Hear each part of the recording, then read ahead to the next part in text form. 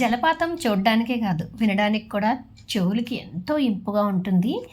అసలు ఇంతలా ఉంటుందని నేనైతే ఎక్స్‌పెక్ట్ చేయలేదు. వర్షాలు ఎక్కువగా కురవడం వల్ల ఇలా జలపాతం అయితే చాలా అందంగా అయితే వచ్చింది. ఇంతకీ ఈ జలపాతం ఎక్కడో తెలుసా? సాక్షి గణపతి శిఖరానికి వెళ్ళే మధ్య దారిలో ఈ పాలధార, పంచదార ఉంటాయి కదండీ! అక్కడైతే ఈ వాటర్ ఫాల్ వర్షాలు ఎక్కువగా కురవడం వల్ల అయితే చాలా అందంగా అయితే ఉందనమాట.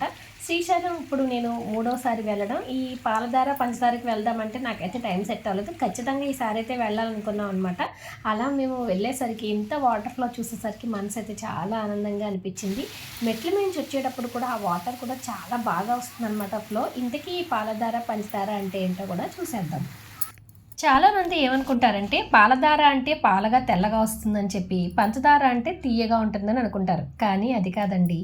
సంస్కృతంలో ఫల అంటే నుదురుని అర్థం. శివుని నుదురు నుంచి వచ్చేది కాబట్టి ఫలధార అని.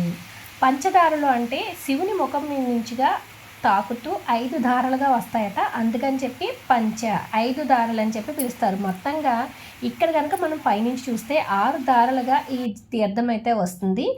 ఇది శివుని ముఖం నుంచి వస్తుంది కాబట్టి చాలా పవిత్రంగా భావిస్తూ ఉంటారనమాట. పాలధార అయితే శివుని నుదురు తాకుతూ అంటే మూడో నేత్రాన్ని తాకుతూ వస్తుంది. చాలా పుణ్యప్రదమైన తీర్థంగా భావించి భక్తులందరూ కూడా ఈ తీర్థాన్ని సేవిస్తూ ఉంటారు.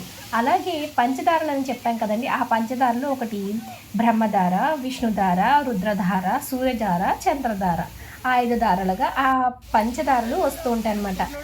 ఎప్పుడు కూడా ఈ పంచదారలు అలాగే పాలధార వస్తాయి. కానీ ఇప్పుడు వర్షాలు ఎక్కువగా ఉండడం వల్ల పక్కన కొండమేంచి వాటర్ ఫ్లో అయితే చాలా అందంగా, వినడానికి వీణులు విందుగా కూడా ఉందండి. చూడడానికే కాదు, చాలా చాలా అందంగా ఉందన్నమాట.